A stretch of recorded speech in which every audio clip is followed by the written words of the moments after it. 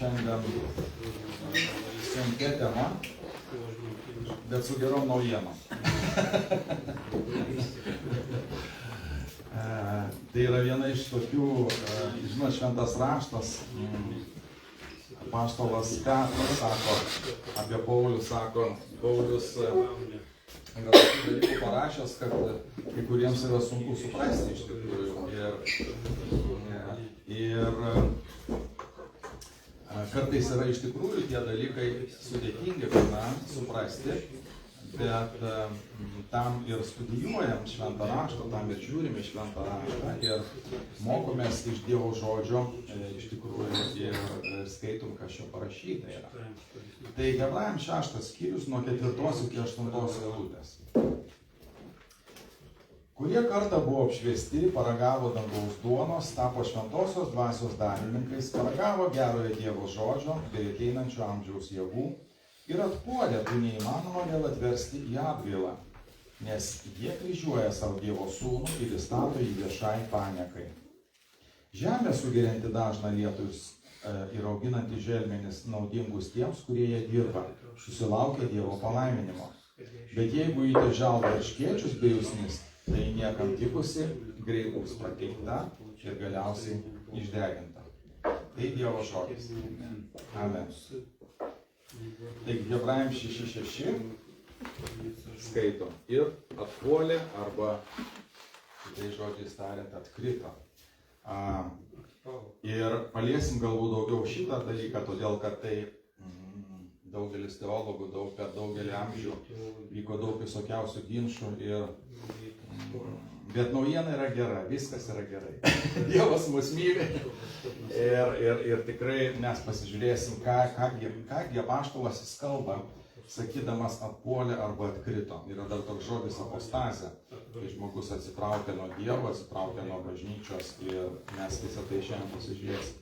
Bet pradėsim nuo 4 eilutės ir tai, ką šiandien skaitė Laimutė psalmėje, kad yra 5 dalykai ir Hebrajams laiško autorius jis kalba tokius, kaip sakyt, jisai nori parodyti, koks yra viešpats, kadangi buvo daug abejojančių, buvo daug išgirdusių Evangeliją, bet nežinančių, kaip elgtis, ar priimti, ar iš tikrųjų grįžti į judaizmą, ar kaip elgtis. Mes turime suprasti, kaip nekartą minėjom, kad tai yra amžių sandora ir jiems reikėjo iš vieno dalyko ateiti į kitą dalyką, priimti krikščionybę.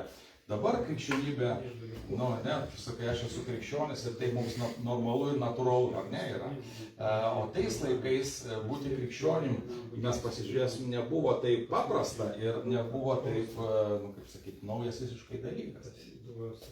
Kristaus sekėjai. O kas tas Kristus? Mes netikim jo ir taip toliau. Tai va, tokie buvo hebrajai, tokie buvo žydai ir būtent laiškas jiems yra parašytas. Ir ką autorius jis nori pabrėžti šitoj 4 ir 5 eilutėje? Jisai parodo 5 dalykus, gražius 5 dalykus, kurie turėtų patraukti hebrajus prie Dievo. Pirmas dalykas, apie kurį jis čia sako, kurie kartą jau buvo apšviesti. Ir psalmėje mes iš tikrųjų, vienas tas žodis mane irgi kabino, vakar skaičiau šiandien, vėl skaitė Laimutė, tai sako, jie buvo apšviesti. Kiekvieną kartą, kai Dievas ateina pas žmogų, Dievas visų pirma, ką jisai daro, jisai apšviečia žmogų. Jisai žmogų apšviečia. Ir tas žodis, tas įdomus Septuagintai, Naujasis testamentas, parašytas graikų kalba ir tas žodis apšviesti, jis žino, ką reiškia. Jis reiškia apšviesti žiniomis ar mokymu. Ta prasme, kad jie gavo tam tikrą supratimą, tam tikrą pažinimą. Prisimenate, kaip mes skaitom romiečiams laiške, kas ten pasakyta, jie pažino Dievą, bet negarbino jo kaip Dievas, bet pasidavė savo geiduliams ir taip toliau ir taip toliau. Ir žodžiu, ir jų gyvenimas buvo palaidas ir baisus.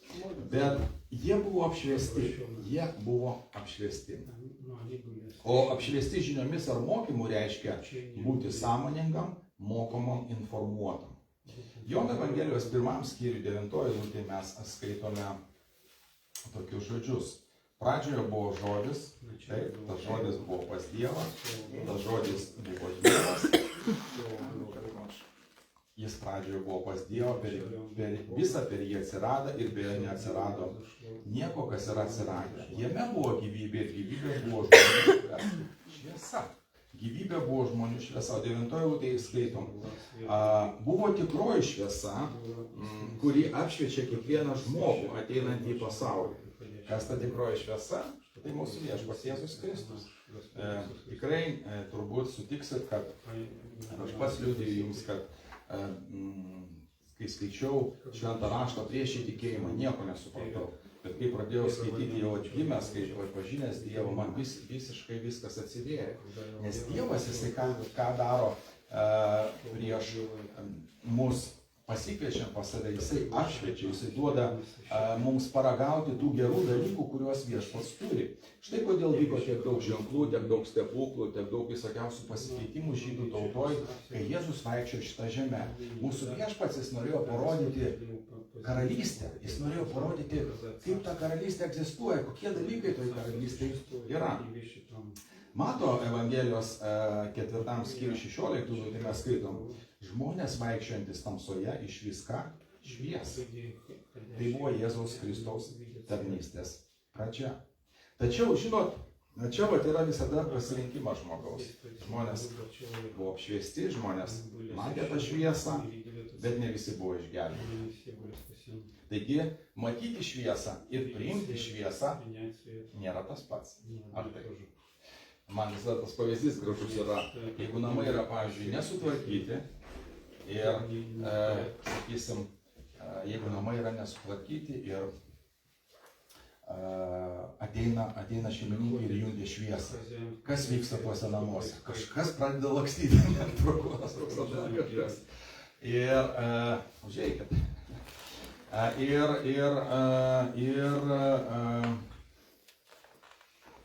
reiškia yra netvarka tam tikra, šviesa jinai apšviečia. Ir va čia Jėzus jisai kviečia, sako, ateikite į šviesą. Nebijokite, Jono Evangelijoje 3, tam pačiam, Jono Evangelijos 3 skyriui sako tokį dalyką, kas įtiki, sako, tas neteisiamas, o kas netiki, yra nuteistas už tai, kad netiki viengimio Dievo Sūnaus vardą. Ir sako, kiekvienas, kuris daro blogą, neapkenčia šviesos ir neina į šviesą, kad jo darbai nebūtų atskleisti. O kas vykdo tiesą, tas ką? Eina į šviesą, kad taptų matoma, jog jo darbai atlikti Dieve. Žodžiu, mes kaip pažįstame Kristų, mes nebijome eiti į šviesą. Taip, aš nusidėjau, taip, tu nusidėjai, ne? Bet mes nebijome eiti. Kodėl? Todėl, kad Dievas yra geras, todėl, kad Dievas yra maloningas. Todėl, kad mūsų viešpats, jisai myli mus, jisai atidavė save už mus, kad mes turėtumėm amžiną gyvenimą. Jono 12 skyriui, tam pačiam Jono 12 skyriui 35-36 eilutė, mes skaitome tokius žodžius. Čia parašyta taip. Dar trumpą laiką šviesa bus su jumis, sako Jėzus. Vaikščiokite, kol turite šviesą, kad neužkluptų jūsų tamsa. Kas vaikščioja tamsoje, tas nežino, kur eina. Kol turite šviesą, tikėkite ją, kad taptumėte šviesos vaikais. Kad taptumėte šviesos vaikais. Taigi žmogus, kuris yra apšviestas arba kuris buvo paliestas ir viešpatės ir prie kurio prisilietė viešpats, jis jau nebegali būti toks pats. Ar sutinkat? Tu jau nebegali būti toks pats. Tu tikrai keitiesi ir tu tikrai pasikeiti. Tam pačiam 12 skyriui toliau pasakyta, 37-40 eilutės sako taip. Nors jis jų akivaizdoje padarė tiek daug ženklų, jie juo netikėjo. Kad įsipildytų pranašo Izaijo žodžiai.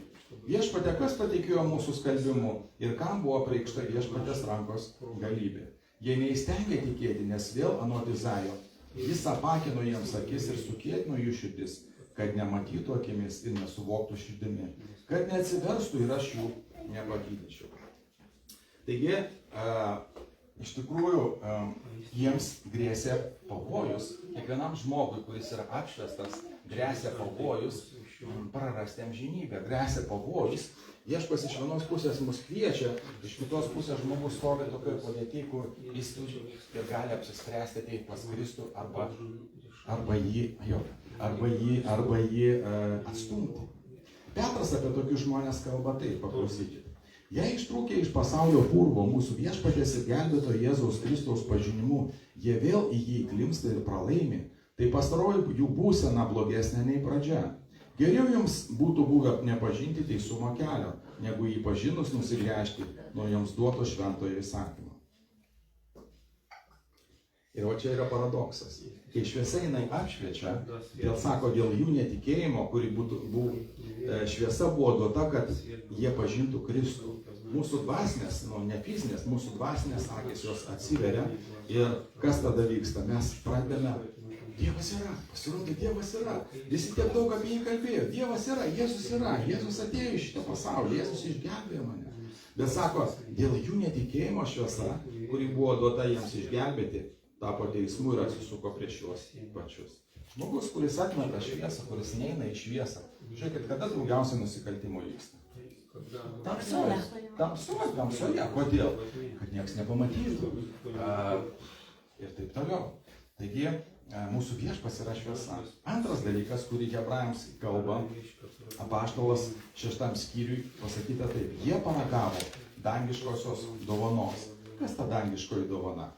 Broliai sesės, tai yra pats Jėzus Kristus, mūsų viešpats, mūsų gelbėtojas. Įsivaizduokit, jie vaikščiojo kartu su Kristumi. 3 metus mokiniai ir minios, tūkstančiai tų žmonių vaikščiojo kartu su Kristumi. 2 Korintiečiams 9:15 sako, didžiausia dangiškoji dovana yra pats Jėzus Kristus. Tai yra pati didžiausia dovana, kurią žmogus gali gauti. Ir kai mes švenčiam Kalėdas, kai mes švenčiam Jėzaus gimimą, tai yra pati didžiausia dovana, kurią viešpats atidavė žmonėms, kurią viešpats pasiūlė žmonėms, kurią viešpats suteikė žmonėms. Kita dovana taip pat pasiekoje to, tai yra jo atneštas išgelbėjimas Efeziečiams 2:8. Ir žinot, norint priimti, kai tau atneša dovaną, ką tu darai su dovana? Tu ją išpakuoji. Ar taip? Tu ją žiūri, kas ten yra. Tau būna gražiai, pavyzdžiui, supakuota. Ir viešpas gražiai mums parodo tam tikrus dalykus, jis visų pirma apšviečia, o to jis sako, klausyk, aš tau atnešiau dovanų. Ši dovana turi būti ragaujama, ši dovana turi būti netyrinėjama. Tu nevaikštai, žinai, ten, žiūri, o koks gražus įpakavimas, o koksai gražus lipdukas, o koks popierius brangus. Tu nežiūri, tu žiūri, kas viduje, ar tu greitai iš karto, kai mes kaip vaikai ką darydavom. Mes greitai plėšydavom kas ten yra viduje, kas ten yra viduje. Viduje yra mūsų viešpats Jėzus Kristus, mūsų gelbėtojas, tas, kuris atėjo iš šitą pasaulį. Labai geras pavyzdys yra, kai Jėzus sutiko samarietę prieš šunį. Prisimenat, ką jie kalbėjo. Jisai sako taip, jei tu pažintum Dievo dovaną ir kas yra tas, kuris tau sako, duok man atsigerti, pati būtum jį prašiusi ir jis būtų tau davęs gyvojo vandens. Apie ką jis kalbėjo? Apie vandenį, kuris veda žmogų ir jis pagirdo žmogų ir veda žmogų kur? Į amžinybę. Apie tokį vandenį, kurio mes šiandien ateiname atsigerti čia. Ar taip? Mes ateiname atsigerti gyvojo vandens. Ir kiekvieną kartą, kai žmogus atsigeria, jėgų atsiranda. O pavyzdžiui, man teko tikrai daug keliauti ir turistauti, ir kai mes einam kokią dykumą ar per kalnus ir, sakysim, mes nusileidžiam nuo kalnų ir taip toliau, tai pirmas dalykas, mes neprašom dešros. Mes prašom atsigerti, kad mūsų organizmas jisai sustiprėtų. Tai viešpats jisai siūlo mums to vandens. Taip pat jisai sako, aš esu gyvoji duona, nužengusi iš dangaus. Kas valgys šios duonos, gyvens amžinai. Vėl tas pats Jonas 6 skyriui 51 eilutėj kalba. Taigi, šventosios dvasios tarnystė, viena iš tarnysčių, pagrindinė tarnystė yra ta, kad supažindinti mūsų kuo? Su Jėzumi. Jinai visą laiką mums kalba apie Jėzų. Jinai visą laiką mums kalba apie išgelbėjimą ir duoda pajausti arba patirti tuos palaiminčius. Kaip mes juos patiriam? Mes prašom ir meldžiamės, ar ne? Ir Dievas ką? Atsako ar neatsako? Brolis, Dievas atsako. Ir tai yra mums didelis palaiminimas. Taigi ragavimas nėra tas pats, kas valgymas. Ar sutinka? Tu gali paragauti ir sakyti, aš jau labai išsilavinęs, yra daug dievų, daug kelių veda vis tiek pas vieną dievą nueina ir taip toliau. Nieko panašaus. Yra vienintelis, per kurį mes pažįstame mūsų tėvą, mūsų dievą ir mūsų nuodėmės atleidžiamos dėl jo vienintelio aukos, tai yra Jėzaus Kristaus. Taigi šventoji dvasia duoda mums skonį, bet jinai neverčia mūsų valgyti. Jinai mūsų pažindina. Ar taip? Jinai mūsų pažindina, sako, žiūrėk, atėjai, kaip skanu, kaip gerai. Ir tu tada pasirinki. Atleidimo niekada negalima gauti pačiam. Tai nemokama dovana. O dovana. Arba aš ją priimu ir sakau, ne, man nereikia dovanų. Aš ir taip gerai gyvenu. ir apaštalas Hebrajams sako, klausykit, jūs paragavote dangiškos dovanos. Trečias dalykas, apie kurį 4 eilutė sako, tapote šventosios dvasios dalininkais. Kas yra dalininkai? Kas šiek tiek susidurėt su kokiom įmonėm ar pastorių įmonė, tai dalininkas yra tas, kuris turi dalį. Reiškia, mūsų viešpats, kai mes patikim juo, mes tampame dalininkais. Tai yra, kitais žodžiais tariant, mes turime, graikiškai dalininkai reiškia, žinot ką, ryšį.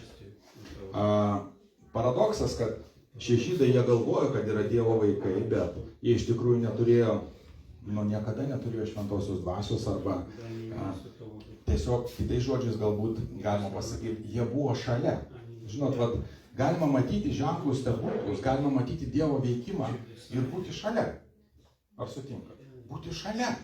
Ir kai žmogus yra šalia, jis nėra dalininkas.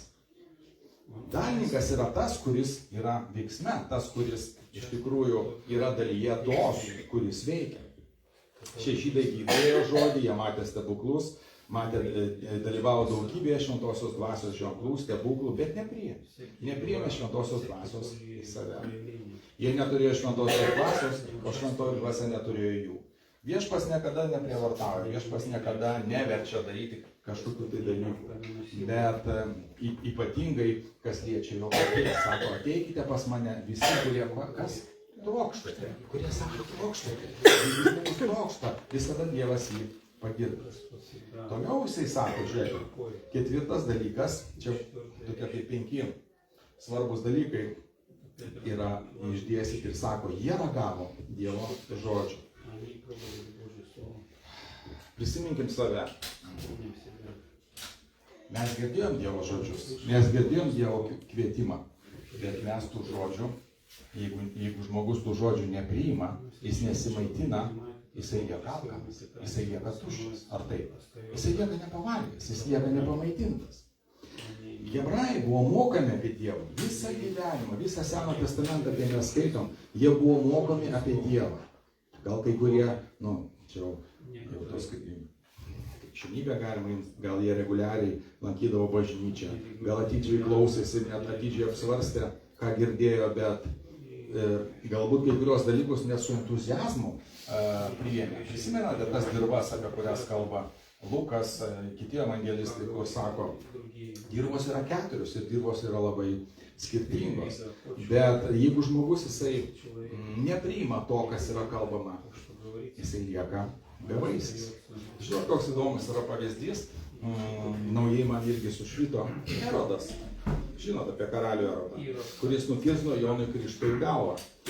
Morkaus Evangelijos 6 skyriuje 20 eilutėje mes skaitom tokius žodžius, sako, Erodas mėgavosi klausydamasis Jono Krikštytojo pamokslų. Jam patikdavo klausytis. Tai mane žiūrit, aš neparodys. Aš neįsigalvoju. Morkaus 6:20 sako taip. Paklausykit.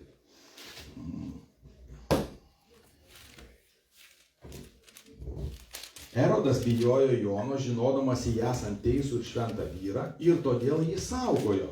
Girdėdamas Joną kalbant, jis daug ką darydavo ir mielai klausydavosi. Jam buvo skelbiama Evangelija, jam buvo skelbiama Dievo karalystė. Jis kai kurios dalykus, jis buvo karalius, jis galėjo jį nužudyti, jis galėjo kaip nori pasielgti. Kai kurios dalykus jisai priimdavo Bet kai kurie dalykai jam labai nepatikdavo. Todėl, kad vienas iš tų dalykų, kuriuos Jonas jam sakė, sako, tu gyveni su savo brolio žmona. Jūs gyvenat paleistuvystėje. Negalima taip elgtis. Ir jam tai labai nepatiko. Bet kadangi jis mielai klausydavosi, jisai buvo tas, kuris klausosi. Jisai ragavo Dievo žodžio, bet jo nepriėmė. Ir kai Jonas jį labai žavėjo, Jonas jį glumino, Jonas daug ką turbūt žavėjo tuo metu, nes tūkstančiai ėjo krikštytis, tūkstančiai ėjo ieškoti tos atgailos. Jam patiko, Erodui patiko ragauti Dievo žinią. Tačiau kai reikėjo ją priimti, kai reikėjo apsispręsti, ką jisai padarė? Jis padarė sprendimą tokį, jis nepaisė Dievo žinios. Ir mes žinom, kad Erodiada, jos dukra, neiššoko tenais baliuje, viename iš tų pasilinksminimo balių. Ir Erodui tiek patiko, sako, duosiu to, kad ir pusę karalystės. Prašyk, ko tik tai nori. Ir jinai pasitarusi su motina sako, duok man Jono Krikštytojo galvą. Ir nors nenoriai, tačiau jis sutiko nukirsinti Joną. Ir tai, žiūrėkit, tas Dievo žodžio ragavimas, nepriėmimas, bet ragavimas, ką jisai sukėlė dar didesnę kaltę. Dar didesnę kaltę. Ragavimas yra pirmas žingsnis link ko? Link valgymo. Ar sutinkat? Kai žmogus paragavo, jeigu jam skanu, ką jisai daro? Jisai jau šaukštais kabina, ar ne taip? Tada jisai jau kabina. Dovydas jisai sako, ragaukite ir pamatykite, koks geras yra viešpats.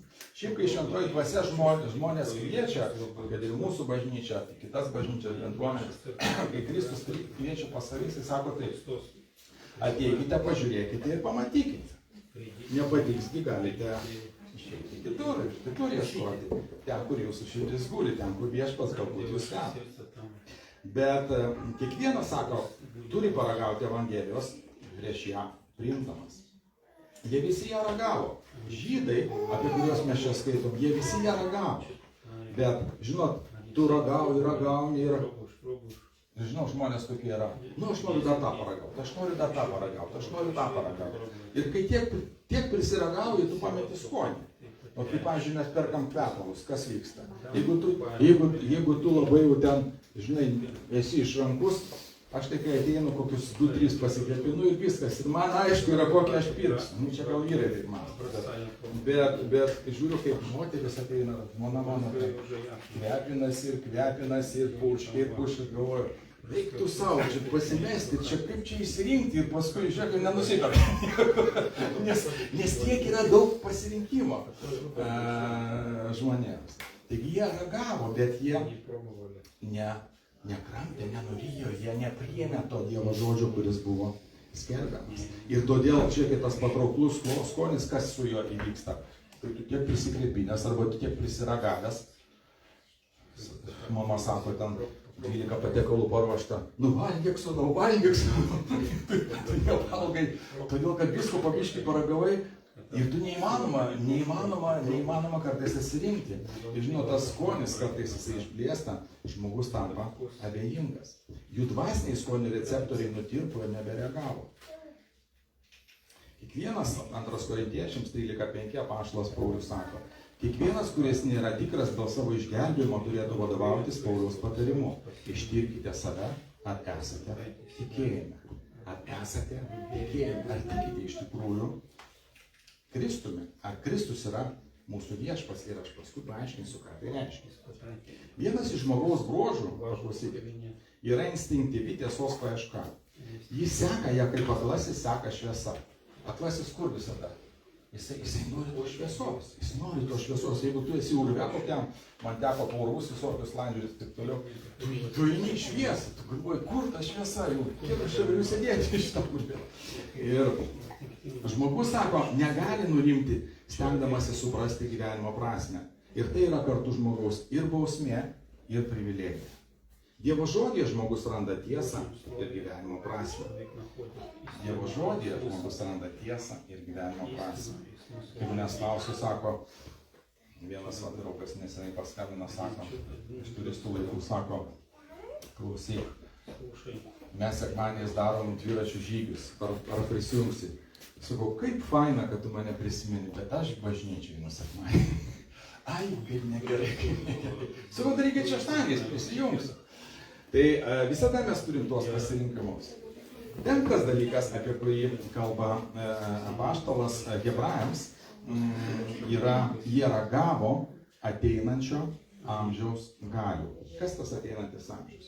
Ateinantis amžius tai yra tūkstantmetė, tai vadinama tūkstantmetė karalystė, kurioje Kristus antrą kartą, kai ateis šitą žemę, jisai valdys šitą žemę 1000 metų. Protų mums sunku įsivaizduoti, ar ne? Bet tai bus. Ir tai yra būsimoji Dievo karalystė. Ir dabar žiūrėkit, kas yra žydams parodyta, kas buvo parodyta Hebrajams per tą Jėzaus tarnavimą. Būtent šitie visi patrauklūs dalykai, Evangelijos dalykai, Dievo karalystės dalykai, kurie buvo jo tarnavimo metu. Tai ir stebuklai, ir ženklai, ir išgydymai, ir pamaitinimas, ar ne? Ta prasme, daug dalykų buvo visi atsakymai. Įsivaizduok, per tą sunku įsivaizduoti mums, aišku, bet per tą 1000-metę karalystę nebus nieko blogo. Valdys teisingas valdovas, kaip jį pavadins, prezidentas, valdovas, karalius. Nebus neteisybės, greičiausiai teismo nebus. Aš nežinau, kaip ten bus, bet ta prasme, visi bus sąžiningai teisimi, visi gyvens prižiūrimi mūsų viešpaties Kristus. Žinot, yra sunku kartais paaiškinti tokį dalyką, kai žmonės matė lozorių prisikeliant, žmonės matė akluosius praregint, nebylius kalbant, bet atmetė tą, kuris šiuos stebuklus atliko jų akise. Jie visą tai matė. Jie visą tai matė. Ir kokie kalti jie atrodė Dievo akivaizdoje didžiojo teismo metu. Nes vis tiek visi mes stosime iš mūsų viešpaties teismo. Taigi žydai gavo nuostabų Dievo apšvietimo palaiminimą, bendrystę su šventąja dvasia, jo dangiškų dovanų, jo žodžio ir jo galios naudojimą. Tačiau vis tiek jie netikėjo. O čia yra paradoksas. Dievas tiek jiems parodė, Dievas tiek stipriai prisilietė, bet jie vis tiek netikėjo. Ir čia mes prieiname prie 6 eilutės, apie kurią norėčiau galbūt šiek tiek daugiau pakalbėti.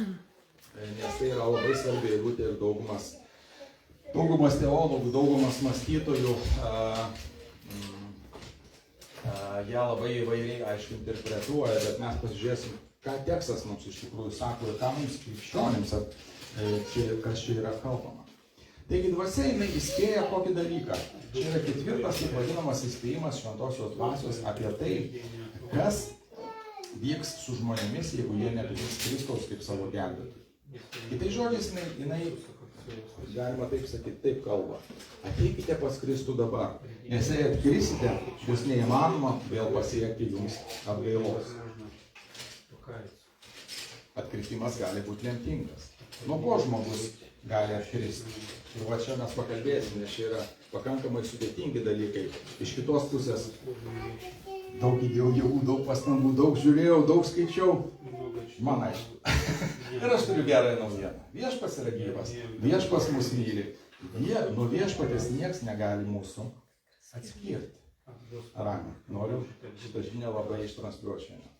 Nuo viešpatės malonės, nuo viešpatės Jėzaus Kristaus nieks negali mūsų atskirti. Nebent pats žmogus įsižadėtų. Ir apie tai mes pakalbėsime. Prarasti. Čia va šitas tekstas, kuris kalba Hebrajams, jisai sako apie, žinot ką, prarasti galima ne patį išganymą, o galimybę gauti išganymą. Kitais žodžiais tariant, žydai dar nebuvo išgelbėti. Žydai nebuvo išgelbėti ir jiems buvo siūlomas išganymas. Ir jeigu to išganimo jie atsisako, tai jie praranda, išganymą praranda amžinai gyvenimą. Tai tikintysis niekada neturėtų bijoti prarasti savo išganimą. Jis negali jo prarasti. Amen. Tikintysis negali, broliai sesės, prarasti jo išganimą.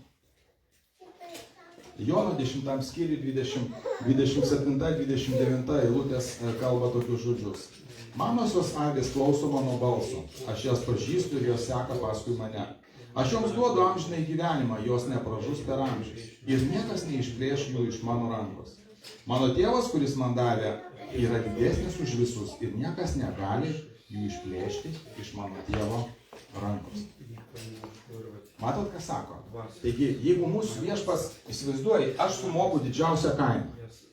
Tokia, kokia tik tai gali būti. Savo gyvybės kainą arba savo žemkūnį. Dievas sumokėjo savo sūnaus kainą, didžiausią gyvybės kainą. Argi jisai nesirūpins už tai, ką jisai sumokėjo, tais, už kuriuos jisai sumokėjo. Romiečiams 8 skyriui, viena tokių mano mėgstamiausių eilučių, jinai sako tokius žodžius, Romiečiams 8, paskaitykite. 35 ir 38, 39. Jisai sako tokius žodžius. Paklausykite. Kasgi mus atskirs nuo Kristaus meilės? Ar sielvartas gali atskirti? Ar nelaimė? Ar persekiojimas? Ar badas? Ar nuogumas? Ar pavojus? Ar kaladijas? Parašyta. Dėl tavęs mes žudomi ištisą dieną, laikomi avimis skerdimui. Tačiau visuose šiuose dalykuose mes esame kas? Daugiau negu nugalėtojai per tą, kuris mus pamilo. Ir aš įsitikinęs, sako apaštalas Paulius, kad nei mirtis, nei gyvenimas, nei angelai, nei kunigaikštystės, nei galybės, nei dabartis, nei ateitis, nei aukštumas, nei gelbės, nei kitur, negalės mūsų atskirti nuo Dievo meilės. Kristuje Jėzuje mūsų viešpatie. Aleliuja! Tai yra gera naujiena. Nes, žinot, kodėl tai yra gera naujiena? Todėl, kad kartais šėtono darbas koks yra, jis mums visą atneša abejonės. Abejonės, gal tu neišgelbėtas? Žmogus tiki 20 metų, gal tu neišgelbėtas? Kodėl aš klausau tokio melo? Turim skaityti šventą raštą. Turim maitintis tuo, ką viešpas mums duoda. Ramiai. Turime tai tuo gyventi. Filipiečiams 1:6 sako taip, esu tikras, kad tas, kuris jumise pradėjo gerą darbą, jį užbaigs iki Jėzaus Kristaus dienos. Kitai žodžiais tariant taip, kad mūsų viešpats, pažiūrėkit, jeigu aš turiu 3 vaikus, jie yra skirtingi visi. Vieni eina į bažnyčią, vieni myli Dievą, vienas nelabai, bent jau man taip iš išorės atrodo. Bet aš vis tiek juos myliu kaip Dievas. Aš jų neatskiriu nuo savęs. Jie man yra brangus, jie yra mano vaikai. Kaip ir pasakyta, sako, Nejaugi sako, kai vaikas ateina pas jūs vietoj ten žuvies duosite jam akmenį. Aišku, kad neduosi jam gerų dalykų. Taigi nieks, broliai sesės, jeigu mes tikime Kristumi, nieks mūsų negali atskirti nuo jo meilės, nieks mūsų negali nuo Dievo atskirti. Kad ir kokia situacija tavo ar mano būtų bloga, kad ir kaip baisu atrodytų šitam gyvenime, niekas negali mūsų atskirti. Net mirtis mūsų negali atskirti. Tai kad kai mes mirsime, mes būsime prikelti, kadangi jisai buvo prikeltas iš žmonėms. Tačiau netikintiems žmonėms gresia pavojus prarasti savo išgelbėjimą. Kodėl? Todėl, kad jie turi pasirinkti. Todėl, kad jie dar nėra išgelbėti. Nors jie buvo apšviesti, jie turi žinojimą, jie turi daug dalykų, jie matė ženklus, jie matė stebuklus, jiems buvo papasakota apie tūkstantmetę karalystę, jiems didelis pažinimas buvo suteiktas. Įsivaizduok, žydas jis išrinktoji Dievo tauta sako. Įsivaizduok, jeigu tau sako, tu esi prezidentas sūnus. Ir prezidentas tavim pasirūpins, aš vis tiek ne. Kaip ir jeigu žmogus įsakmeta dėl savo nebrandumo ar savo letargo miego ar dar kažkokių tai priežasčių, sako, jis nebegali, kaip mes čia skaitom, čia paskaitykim, kaip čia parašyti, 6:6.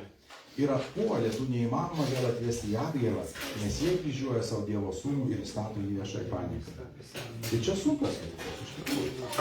Įvairiais laikais įvairiai jas interpretuodavo ir mes pabandysim atsakyti į šitas eilutes, mes pabandysim pasižiūrėti, ką jos iš tikrųjų reiškia ir ar jums įdomu? Aš manau, kad įdomu. Man buvo labai įdomu, aš tikrųjų vieną teologą perskaičiau, daug komentarų perskaičiau ir galvojau, kaip čia yra iš tikrųjų. Kuo žmogus ilgiau priešinasi Evangelijai, tuo nejautresnis jis tampa. Vienintelė jo viltis yra kokia? Čia aš noriu pasakyti, kam yra kalbama. Tiems, kurie abejoja. Tiems, kurie nebuvo priėmę Kristaus. Tie, kurie girdėjo Evangeliją. Žinot, kaip sako, ar tu tiki Dievu? Aišku, kad aš tikiu. 90 kiek ten ar 80% Lietuvoje, kai buvo tas surašymas, visi yra tikintys. O kas katalikas, kas protestantas, kas dar kas. Visi yra tikintys. O kai aš klausiu, sakau, koks tavo Dievo vardas? tada žmogus pradeda susimastyti, iš tikrųjų, ką aš tikiu, ar aš, kad yra ten kažkas, daugelis žmonių jie supranta ir daugelis žmonių jie pripažįsta, bet tas kažkas, kuris sukūrė viską, jisai turi vardą. Rami, jisai turi vardą, jisai yra asmuo. Ir kas čia pasakyta? Atpuolė, tu neįmanoma vėl atvesti į atgailą. Tai va žmogus, jisai daro sprendimą ir visų pirma, čia kalbama apie netikinčius žmonės, apie tuos, kurie iš tikrųjų ragavo, bet nevalgė. Buvo apšviesti, bet neėjo šviesai. Matė ženklus stebuklus, bet jais netikėjo. Prisimenat, Tomas sako, to nepamatysiu ir neįkišiu pirštų į tavo rankas, aš netikėsiu. Ir kai pamatė, jisai krito ant kelių ir sako, viešpatie, Jėzau, tu esi Kristus, tu esi gyvojo Dievo sūnus. Tas žodis sau, žiūrėk, ir atpuolė, tu neįmanoma vėl atvesti į atgailą, nes jie kryžiuoja savo Dievo sūnų. Jie kryžiuoja savo Dievo sūnų. Ką tai reiškia? Sau reiškia, kad jų nuomonė Dievo sūnus nusipelnė nuo kryžiavimo. Nors jie vis dar galėjo atvirai ir viešai išpažinti savo tikėjimą, jie prisijungė prie tų, kurie nukryžiavo Jėzų Kristų. Atmesdami jį, jie pasmerkė Jėzų Kristų ir nusprendė, kad jis nėra tikrasis Mesijas. Kitais žodžiais, paprastai kalbant, jie atmetė Kristų. Jie atmetė. Kodėl jie nukryžiavo? Nes jie atmetė. Nes jie netikėjo, kad jis Mesijas, jie netikėjo, kad čia yra tikrasis gelbėtojas, kurio jie visą laiką laukė. Jie jo visą laiką laukė. Ir jiems jis buvo apsimetėlis, jiems jis buvo apgavikas ir gavo būtent tai, kas jam nepriklausė. Jie sutiko su tais, kurie nužudė Jėzų ir atvirai jį sugėdino. Žiūrėkit, kai Jėzus kalbėdavo šiek tiek kartais kietesnius žodžius, daugelis pasakyta, pavyzdžiui, Jonas 6,66, daugelis nuo jo ką? Pasitraukė. Kodėl pasitraukė? Todėl, kad jie ragavo, bet nevalgė. Tada Jėzus ateina pas mokinius savo, pas Petrą, sako, gal jūs norite mane palikti? Ką Petras jam atsako? Tu esi gyvojo Dievo sūnus. Kur, sako, mes eisim? Kur mes eisim? Kur mes eisim? Kas su mums atsitiks? Ir toliau sako, jie įstato, jie sutiko su tais, kurie nužudė Jėzų ir atvirai sugėdino. Įstato viešai panikai. Reiškia, žinot, kad man naujėtas žodis buvo. Įstato viešai panikai, pasirodo, reiškia pripažinti kaltus. Ot, reiškia, jeigu kažkas yra, pavyzdžiui, Jėzus nukryžiuotas, tai sako, įstato viešai panikai, sako, mes pripažįstam, kad jis yra kaltas. Jie paskelbė Jėzų Kristų kaltų dėl to, kuo jisai buvo apkaltintas. Kai kas nors išgirsta Evangeliją ir paskui nuo jos nusigrėžė, jis daro tai, ką darė šie žydai. Mes galėjom būti tokioj pačioj padėti, brolis sesės. Žiūrėkit, kiek kartų, nežinau, kaip pas tave, pas mane atėjo ne vieną kartą žmogus ir vis man kalbėjo, tau reikia Kristaus. Kokio man čia Kristaus reikia? Man viskas gerai. Man viskas gerai su manim yra, ne?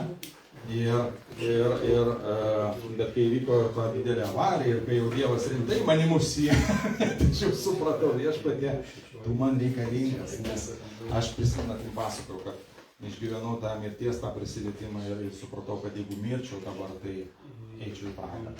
Tas labai nepaprastai mane sukrėtė, labai sukrėtė. Taigi toks asmuo, kuris įstato viešai panikai, sako tai, jis sutinka su Jėzaus nukryžiavimu, užima vietą šalia tų, kurie jį nukryžiavo. Ir jeigu tai vyksta visiškai atvirai, o tai vyko atvirai, toks žmogus vadinamas atskalūnų arba atpuolusių arba atkritusių. Ir išgelbimas jam nepasiekiamas amžinai. Kodėl? Todėl, kad jisai viešai išpažino, kitais žodžiais tariant, išsižadėjo Evangelijos. Išsižadėjo to, kad viešpats atėjo Mesijas ir jisai jau netik, jis jį atmetė. Nors visi faktai, visi dalykai rodo, kad tai yra Kristus, tai yra gyvojo Dievo sūnus, kad tai yra Mesijas ir mūsų gelbėtojas. Toks žmogus yra nepagydomas Dievo priešas ir jam skirtas pragaras.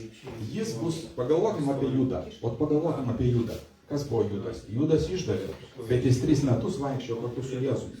Jisai vaikščiojo, kalbėjo, valgė, bendravo. Taip? O galų gale atstūmė Jėzus. Pasakyta, kaip šėtonas įėjo į jį Ir Jėzus jums sako, daryk greičiau viską. Nu, iš vienos pusės žmonės sako, klausyk, sako, nu taip turėjo raštą įsipildyti, nu be jo galbūt net raštai nebūtų įsipildyti. Kaip Trumpas sako, nu turim būtinai padėti Izraeliui, nes Jėzus neturės kur grįžti. Atrodo, kad nuo žmogaus čia viskas priklauso. Nu tikrai ne. Tikrai ne. Jisai valgė, kalbėjo, vaikščiojo, viską matė, o savo širdį jisai jį atstūmė, nes 30 tų. Jam buvo mieliau, jis mylėjo pinigus. Paradoksas, kad jis iš vis už iždą buvo atsakingas. Aš iš vis stebiuosi, viešpatie, nu tu galvoju, kaip čia gali būti, žinai, vogė tos pinigus, žinai, buvo už iždą atsakingas ir paskui vis tiek dar, įsivaizduoju, jis vogė ir vis tiek dar jam buvo maža, kad jisai jau dar iš šalies tas. Man žodžiu, jisai visiškai jį atstumė. Dabar žiūrėkite, Hebrajams 10:29 sako taip. Tik pagalvokite, kokios dar sunkesnės bausmės nusipelnęs tas, kuris sutrypė Dievo sūnų, nešventu palaikė sandoros kraują, kurio buvo pašventintas ir įžeidė ką? Malonės dvasią. Ir įžeidė malonės dvasią. Žmogui pavojinga save apgaudinėti ir manyti, kad kai jis atideda sprendimą dėl Evangelijos, jeigu jūs klausote tikrai pirmą kartą internetu, jūs nesate tikintis arba jūs abejojat savo tikėjimu, priimkite sprendimą dabar. Priimkite. Negalima būti tolerantiškas. Galbūt žmogus sako, aš esu tolerantiškas, aš ne prieš vieną religiją. Aš esu tolerantiškas Evangelijai, aš jai neprieštarauju. Ir žmogus galvoja, kad jis yra saugus. Žmogus nėra saugus. Žmogus yra saugus tada, kai jisai valgo Kristų, kai jisai priima Kristų, kai jisai geria tą vandenį, kai jisai valgo šitą duoną. Jėzų Kristų. Gali būti, kad tai nėra sąmoningas sprendimas ir žmogus sako, bet aš nesipriešinu. Yra daug žmonių, kurie sako, jūs teikit savo bažnyčią, man čia ne prie ko, aš nesipriešinu. Bet žmogus nėra saugus. Šitas sprendimas, kai jisai taip sako, yra nukreiptas prieš Jėzų Kristų. Ir kai žmogus tolsta nuo jo, jis vėl nukryžiuoja į savo širdyje. Kai žmogus atmeta Evangeliją, jisai kryžiuoja į savo širdį, nes jis žino, kad yra nukryžiavęs. Jisai žino, kad jeigu aš ateisiu prie kryžiaus, mano nuodėmės ir mano kaltės bus atleistas. Ir koks yra, broliai sesės, tas baisus sprendimas palikti Kristų. Nepriimti jo, nepriimti Dievo malonės, nepriimti tai, ką jisai siūlo. Klausimas toks. Ar tai yra įmanoma, kad žmonės atpuola ir kartais girdžiu tokius dalykus, kai sako, mane Dievas jau senai išmokė to, niekada neteis ir niekada negalvo, kad vienas čia va tikintis, nes jis taip elgėsi, o kitas netikintis, kad jis irgi taip elgėsi. Darbai, tai yra tik tai, tam išorė tam tikra. Mes nežinom, kas yra iš tikrųjų žmogaus širdyje. Jie visi sakė, kad yra Dievo vaikai. Ta prasme, Dievo palaiminta tauta. Bet jie neįėjo į pažado žemę. Hebrajams apie tai laiškas. Jie neįėjo į pažadą. Kodėl jie neįėjo? Todėl, kad jie netikėjo. Man labai patinka, ką Jonas Kalinas sako apie atpuolimą. Sąmoningas atsitraukimas būna dvejopas. Ir man patinka šitą mintį. Sako, vienas yra dalinis, o kitas yra visiškas. Paklausykite. Kiekvienas padaręs kažkokią nuodėmę, žmogus, ką mes jis nusidaro.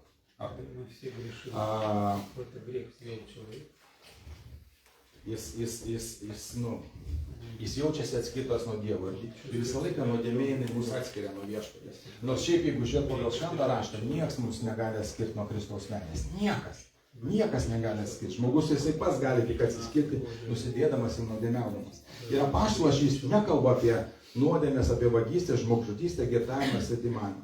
Jis kalba, šitoj vietoj kalba apie visišką atsitraukimą nuo Evangelijos.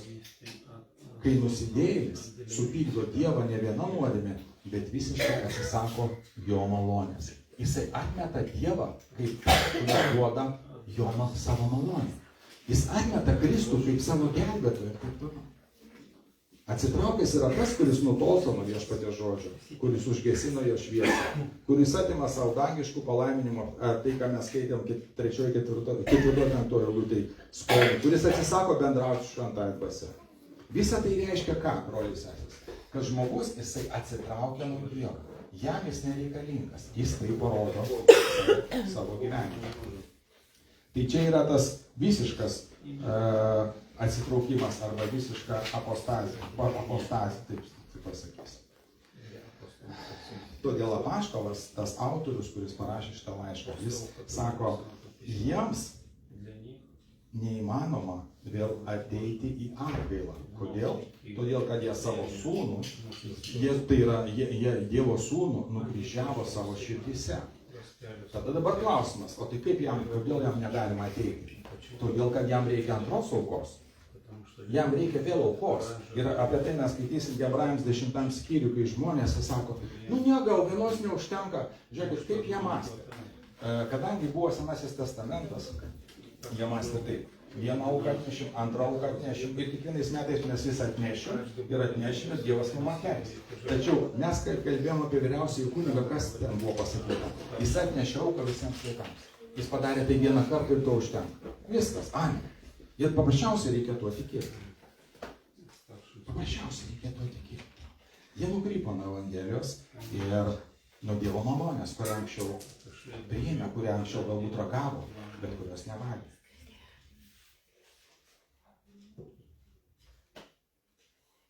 Kodėl dabar apaštalas jisai kalba apie atkritimą arba atsitraukimą? Žinom kodėl.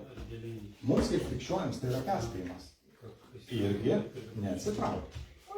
Ar mes galim prarasti išgelbėjimą? Manau, kad ne. Tikrai manau, kad ne, nes tai skaičiau romiečiams, laiške filipiečiams ir tos korintiečiams. Neįmanoma. Bet yra viena sąlyga. Jeigu žmogus pats išsižada Kristaus, tada taip. Ir mes apie tai pakalbėsim. Tai yra tas dalinis, taip vadinamas. Autorius, jis laiku atkreipė dėmesį į žmonėms grėsinti pavojų, kad mus įspėtų. Nes nukrypę nuo tiesaus kelio pateisiname savo ydas ne tik kitiems, bet ir savo patiems. Tai pamažu mes klaidžiame, tai pamažu mums darosi nebeįdomus Dievas, tai pamažu mums darosi nebeįdomus jo žodis. Apatija tampa įpročiu, po kurio seka kas, broliai sesės? Susvetimėjimas. Aš nebemyliu tavęs, mano žmona. O tai kodėl? Aš jaučiu kitai arba kitam. O kodėl tie dalykai vyksta? Todėl, kad galbūt mažai bendrystės buvo, mažai vienas kitam nusileido ir daug dalykų, ar ne taip? Prasme, tai, ką mes kalbėjome, sako, tu ragavai tik tai, bet nesimaitinai. Tu ragavai, bet nesimaitinai. Dvasia, šventoji dvasia, jinai kiekvienam suteikia viską, kas susijęs su apšvietimu ir supratimu.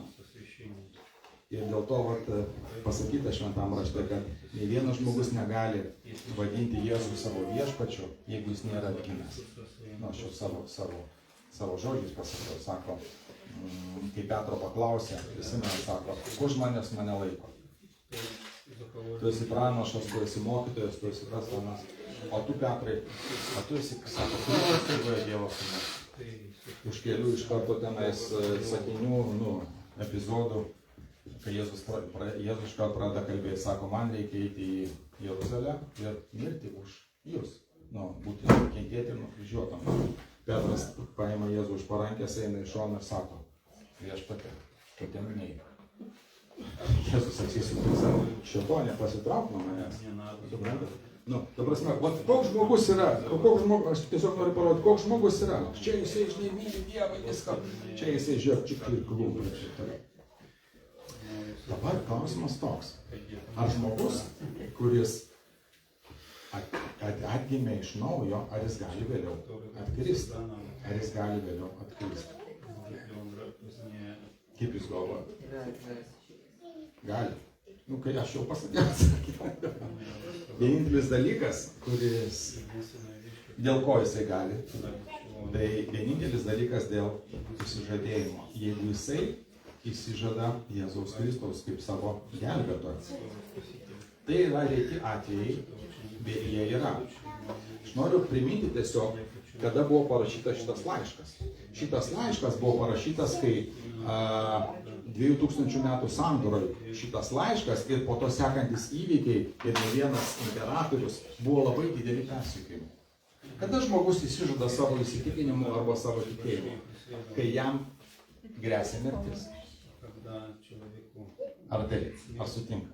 Pavyzdžiui, dabar galbūt mes mažiau, bet sakysim, yra šalis, ypač, pavyzdžiui, apie Kiniją skaičiau, kur, sakysim, žmogus, jisai, Europos Sąjungoje dabar Airijoje, ten ar kur, žmonės yra teisiami, kad jis papasakojo, vienas pastorius papasakojo Airijos kažkokiam tai mieste, Joną 3:16 pacitavo viešai ir pasakė, kad Jėzus yra gelbėtojas, ateikit visi pas Kristų. Lapkritį savo nuodėmė ir taip toliau. Jam iškelta baudžiamoji byla, nori pasodinti, kad jį pasodino areštinė, vyksta teismas. Gali tie dalykai būti? Gali. Bet čia yra smulkmena palyginus su tuo, ką mes skaitom Hebrajams 11 skyriui. Žiūrėkit. Kiti iškentė patyčias ir plakimus, taip pat kančias ir kalėjimą. Jie buvo užmėtomi akmenimis, pjaustomi pusiau, bandomi kardu, žudomi, klajojo prisidengę vyrų ožkų kailiais, vargo kentė priespaudą ir kankinimus. Jie, kurių pasaulis nebuvo vertas, klajojo dykumose ir kalnuose, slapstėsi olose ir žemės plyšiuose. Ir jie visi dėl tikėjimo gavę gerą liudijimą negavo to, kas buvo pažadėta, nes Dievas geresnius dalykus paliko mums. Bet žiūrėkit, kokie persekiojimai, kokie kentėjimai. Ir vat, autoriai taip ir rašo, reiškia, kad mes turim suprasti, kokia buvo situacija.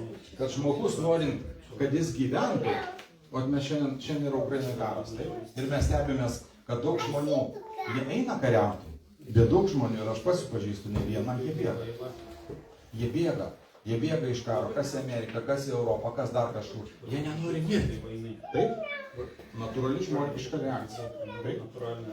Iš kitos pusės, kai mes kalbame apie Jėzų, kai mes kalbame apie tai, kas čia parašyta, daugelis tikinčių žmonių, jie įsižadėjo Kristaus dėl to, kad nebūtų nužudyti. Daugelis žmonių, jie iškentė patyčias, kaip skaičiau, kalėjimus ir taip toliau. Tas pats apaštalas Paulius, kiek jisai kentėjo, ar ne taip? Kelis kartus miręs buvo, akmenimis užmėtytas, ten skendo ir taip toliau, taip toliau. Kiek jisai kentėjo, kiek jisai patyrė tų visų blogų dalykų savo gyvenime. Tačiau jisai vis tiek sekė Kristum, jisai pasiliko, jisai neatkrito, jisai neįsižadėjo, jisai nenuklydo. Teko sutikti žmonių, kurie nevaikščiojo ilgą laiką į bažnyčią. Ir žinot, kaip mes žiūrime tokius žmonės. Tai šitas yra atkrytas nuo tikėjimo, tai šitas greičiausiai yra netikintis, nes jis nedaro tai, ką daro visi. Bet tu su juo pakalbi, jisai gyvas krikščionis, jisai tikintis žmogus. Dėl to aš labai atsargus dabar, kai žmonės sako, žinot, šitas taip netikintis. O šitas tai jau tikrai tikintis, nes tu pažiūrėk, koks jis yra dėl viešpaties. Norite, aš jums parodysiu Jono Evangelijos, ne Jono Evangelijos, o apaštalo Jono kelias eilutes, kur jisai kalba apie žmonės, kurie buvo labai uolūs, o po to atsitraukė. Ir ką jisai sako apie tokius žmonės? Pirmas Jono laiškas, pasižiūrėkit, ir pasižiūrėkit. Tai bus įdomu. Pirmas Jono laiškas. Tai 5:16. Žiūrėkit, vienas dalykas, ką jisai sako, žiūrėkit. Jei kas matome nusidedant po savo brolį, tačiau ne tik mirčiai, te prašo ir Dievas duos jam gyvybę, būtent tiems, kurie nusideda ne iki mirčiai. Yra nuodėmė iki mirčiai ir aš kalbu ne apie ją, kad būtų prašoma. Jonas, apaštalas Jonas, jis kalba apie tokią nuodėmę, kuri yra mirčiai. Ir būtent tai yra kalba apie atkritimą. Kai žmogus jisai atsižada Kristaus, toj savo situacijoje, toj blogoj kažkokioj tai situacijoje, toj sunkioj situacijoje,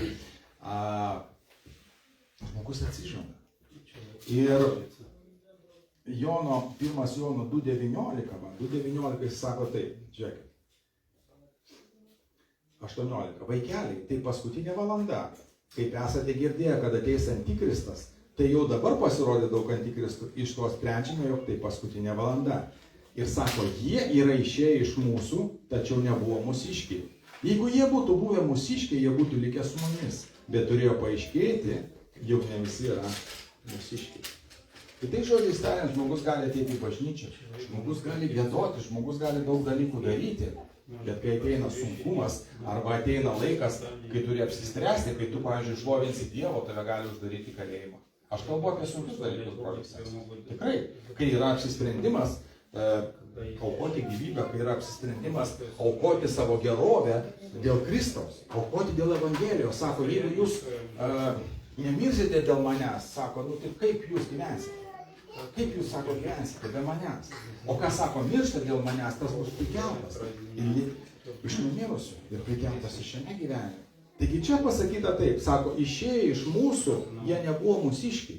Jie buvo kartu, bet nebuvo mūsiškiai ir mes kartais stengiamės. Ir aš kartais, anksčiau ypač stebėdavausi, galvoju, kaip čia dabar yra. O gali būti klausimas, žinau koks, jie niekada ir nebuvo tikimi. Jie niekada ir netikėjo Dievu. Taip gali būti.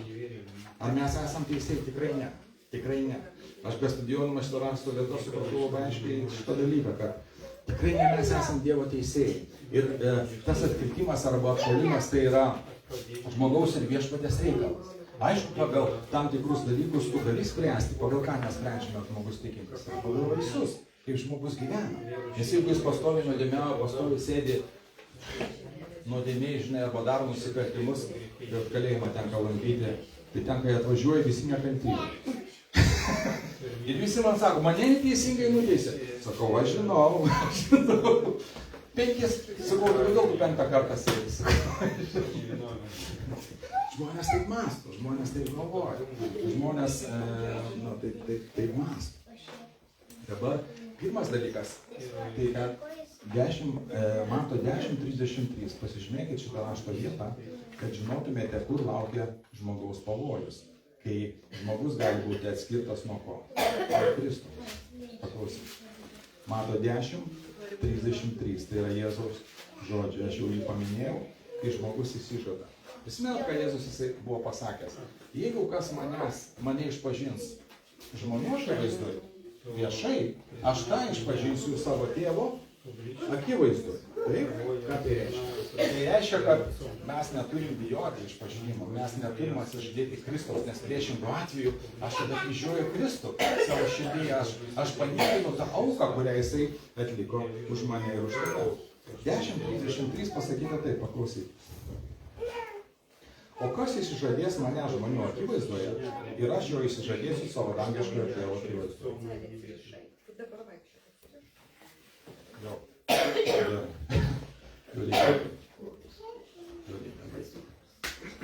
Tai aš tiesiog noriu dar kartelį priminti ir pasakyti, kad aš paskaičiau keletą žinomų, labai žinomų teologų, pasakysiu, ką jie sako apie atkritimą ir apie kodėl neįmanoma kai kuriems atgailauti. Pavyzdžiui, Erasmas ir Rotterdamietis, kuris buvo prieš Liuterį ir prieš Kalviną, jis gyveno Olandijoje ir manoma, kad ten buvo prabudimas iš pradžių ir, žodžiu, Dievas daug dalykų irgi darė. Jisai manė taip, sako taip, kad tai reiškia, kad yra sunku, beveik neįmanoma, kad žmonės negali atgailauti. Nežinau, ar teko girdėti tokią pavardę, Bengelis ar Bengelius. Jisai gyveno 17 amžiuje, liuteronų pietistas, jis buvo liuteronų kunigas. Man jo mintis šita pati gražiausia yra ir aš jos laikausi. Jis interpretavo atkritimą taip. Kas neįmanoma žmogui, įmanoma Dievui. Ir kad tie, kurie atkrenta, turėtų būti palikti vien Dievo meilės malonė. Vien Dievo meilės malonė. Kitai žodžiai tariant taip, mes turim kalbėti, mes turim melstis už juos ir taip toliau, bet sako, vis tiek Dievas žino, kas yra žmogaus širdį. Dievas žino, kas yra žmogaus širdį. Ir mes kartais, tavo tas atvejis, nebuvo, pusėserės pasakoji, kad atrodytų, kad iš vis baisi padėtis ir žmogus šlovino Dievo, pasitraukia nuo Dievo. Bet žiūrėk, jeigu žmogus jisai grįžta pas Dievą, išpažįsta savo nuodėmes, Jonas savo laiškai sako taip, jeigu jūs išpažįstate savo nuodėmes, Dievas ką daro? Atleidžia, jis atleidžia mūsų kaltes, mūsų nuodėmes, reiškia, toks žmogus nėra pražuvęs. Tokiam žmogui yra Dievo karalystė. Bešlovinamas pagalvojau apie sūnų Palaidūną. Žiūrėkit, tėvas jį priėmė, jisai ištaškė visą turtą, viską ištaškė. Tėvas nesakė, dabar tu gyvensi pagal tokias mano taisyklės. Ne. Jisai jam uždeda iš karto žiedą, jisai papjauna gyvulį, jis padaro puotą ir ką jisai nori tuo parodyti. Kad jisai iš vienos pusės laukia jo, bet iš kitos pusės jis niekada nebuvo atkritęs. Suprantat, kaip yra? Jis nebuvo atkritęs, todėl, kad jis atėjo pas tėvą, sako, nusidėjau dangų ir tau. Ar gali netikintis žmogus tokius dalykus? Taip, kad žinot, nespręskime apie tai, aišku, visada norisi spręsti. Bet sako, neteiskim. Žmogus sako, aš nenoriu ar dėl vienos ar dėl kitos priežasties. Ką mes galim, broliai, sesės, daryti? Mes galim melstis už tokius žmonės. Mes galim prašyti Dievo, mes galim kalbėti, mes galim rodyti jiems meilę. Taip, mes galim sakyti, ateik pas Dievą, ateik.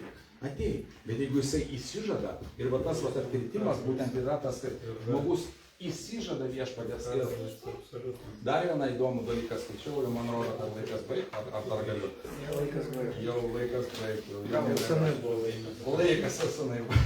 Bet šita tema yra labai įdomi. Šita tema yra labai mums aktuali. Nes kai tavęs, paklausykit, kai tavęs spaus, atsiminkit, kas buvo pamokslavome, ir atsiminkim, kas buvo parašyta Dievo žodžiu, kad niekas negali mus atskirti nuo Dievo meilės.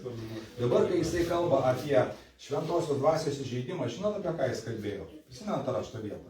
Jėzus buvo apkaltintas tuo, kad darė ženklus ir stebuklus šėtono pagalba. Ir va čia yra piktžodžiavimas šventai dvasiai. Reiškia, šventoji dvasia yra iš velnio. Mandat? Ir va čia jisai labai griežtai sako, jeigu jūs piktžodžiausite šventai dvasiai, jūs nepaveldysite Dievo karalystę. Ir va čia yra tas išsižadėjimas, čia yra vėl kryžiavimas Kristaus, vėl atsiskyrimas to jo nepriimimas Dievo karalystės. Ir paskutinės dvi eilutės paskaitysiu. Reikia baigti tekstą. Gerai. Aš tai dar galiu. Gerai. Žiūrėk. Ir jisai duoda, o kas man patinka visą laiką, kad jis duoda praktinius patarimus. Ir sako tai, čia labai trumpai, paklausyk. 7-8 eilutė. Jisai paima ir palyginimą. Žemė sugerianti dažną lietų ir auginanti želmenis, naudingus tiems, kurie dirba, susilaukia Dievo palaiminimo. Bet jeigu ji te žiaudo erškėčius bei usnis, tai niekam tikusi. Greitai bus prakeikta ir galiausiai išdeginta. Dievas beria sėklas į mūsų gyvenimą. Evangelija yra sėklos iš žmogaus gyvenimą. Iš jo sako, jis nepriėmė. Iš kur tu žinai, gal po 20 metų priims. Išaugs tą sėklą ir taip tu mes nežino. Aišku, daug kas nuo žmogaus priklauso, nuo jo pasirinkimo, ar jisai eis pas Kristų, ar jisai eis į tą šviesą, ar jisai valgys, neragaus, o valgys visą laiką.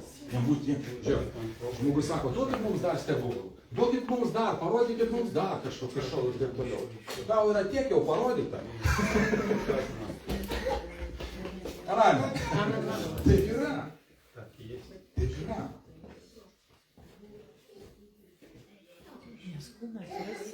Taigi žmogus koks yra pasmetimas? Tas, kuris myli labiau gyvenimą negu Kristų. Tai paprastai kalbant. Tas, kuris myli daugiau šitą pasaulį negu Kristų. Paskutinis pavyzdys. Skaičiau tokį atsitikimą, kuris buvo, kai buvo Šiaurės ir Pietų Korėja dalinosi, kai vyko tas karas. Mes žinom, kad Pietų Korėjoje labai daug yra protestantų. Ir kai buvo vienas iš jų pastorių suimtas ir jiems iškasė kapo duobę ir sakė, jeigu tu atsižadėsi Kristaus, mes jūs paliksim gyvus. Jis stovi su mažais vaikais ir pastorius sudvejojo. Taip, kai suomės, kas ką? Vaikų gaila. Taip. Jis atsisuko į žmoną, žmona buvo tvirta Kristuje, jinai sako, taip sako. Klausyk, sako, mes po akimirkos būsim su Kristu. Ir juos užkasė gyvus, jie visi mirė, bet tie, kurie užkasė, įdomu tai, kad jie po to jie matydami šitos dalykus, matydami jų tikėjimą, jų pasitikėjimą Dievu ir tą viltį, kurie jie turėjo, kai kurie sakoma, jie ten tapo pastoriais, evangelistais, pamokslininkais. Jie pažino Kristų. Jie pažino Kristų. Taip kad vienintelis dalykas, broliai sesės, kai žmogus įsižada Kristaus, tada jisai atkrenta nuo Dievo. Bet jeigu jis neįsižada, jeigu jis myli Kristų, jeigu jis netgi, žinot, dvejoja, bet galvoja apie tai, tai reiškia viskas štai tvarkoj. Nes Tomas irgi dvejoja. Aramis. Nes dažnai dvejoja. Ane? Viešpatie, dėkojame tau šitą žodį, dėkojame tau Dievą, kad tikrai tu padėjai viešpatie tikrai šventąją dvasią parodyti tuos dalykus. Ir tai yra labai svarbu mūsų tikėjimui, tai yra labai svarbu mūsų pažinimui. Tai yra labai svarbu suprasti, kad Dievas mus nepaprastai myli, kad jis tikrai mūsų nepalieka ir jisai pabaigs savo darbą iki galo. Ir mes būsim amžinai su Kristumi, pasakykime amen. Amen. Mes būsim amžinai su juo, jeigu jo neįsižadėsime. O aš tikiu, kad taip neįvyks. Taigi būkite palaiminti, broliai sesės, Jėzaus Kristaus. Amen.